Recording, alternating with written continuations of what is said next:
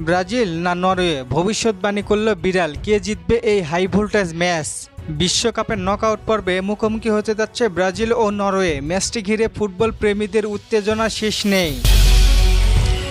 এরই মধ্যে সোশ্যাল মিডিয়ায় ভাইরাল হয়েছে একটি মজার ভিডিও, যেখানে একটি বিড়ালকে দুই দলের পতাকার সামনে খাবার রেখে ভবিষ্যৎবাণী করতে দেখা যায়। শেষ পর্যন্ত ব্রাজিলের দিকের খাবারটি বেছে নেয়। ব্রাজিল এই বিশ্বকাপে এখন পর্যন্ত দারুণ ছন্দে রয়েছে। আক্রমণ, গতি, মাঝমাঠের বল নিয়ন্ত্রণ এবং রক্ষণের শৃঙ্খলা সব মিলিয়ে দলটি বেশ ভারসাম্যপূর্ণ ফুটবল খেলে আসছে। শেষ ম্যাচে জাপানকে হারিয়ে আত্মবিশ্বাস আবারও বেড়ে গেছে সেলেসাওদের। কোচের পরিকল্পনা এবং খেলোয়াড়দের সমন্বয়ে ব্রাজিলকে শিরোপার অন্যতম দাবিদার হিসেবে ধরা হচ্ছে। অন্যদিকে নরওয়েকে হালকাভাবে নেওয়ার সুযোগ নেই। তারা শক্তিশালী প্রতিপক্ষকে হারিয়ে নকআউটে এসেছে। দলের সবচেয়ে বড় শক্তি দ্রুত পাল্লার আক্রমণ এবং শারীরিকভাবে শক্তিশালী। সুযোগ পেলে তারা প্রতিপক্ষকে চাপে ফেলতে পারে। তাই ব্রাজিলকে নিজেদের সেরাটা দিয়েই খেলতে হবে।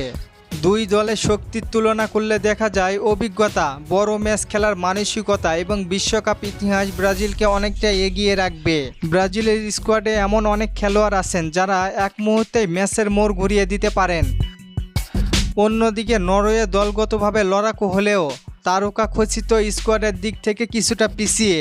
বিড়ালের ভবিষ্যৎবাণী অনুযায়ী জয়ী হবে ব্রাজিল। তবে মনে রাখতে হবে, ফুটবল ভবিষ্যতে কখনোই নিশ্চিত ফল নয়। মাঠের 90 মিনিটই আসল সিদ্ধান্ত দেয়।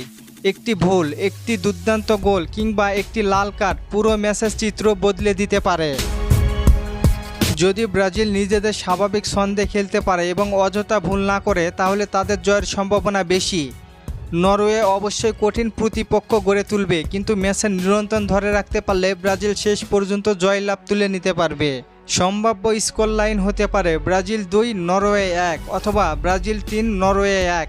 তবে এটি কেবল একটি পূর্বাভাস, নিশ্চিত ফল নয়।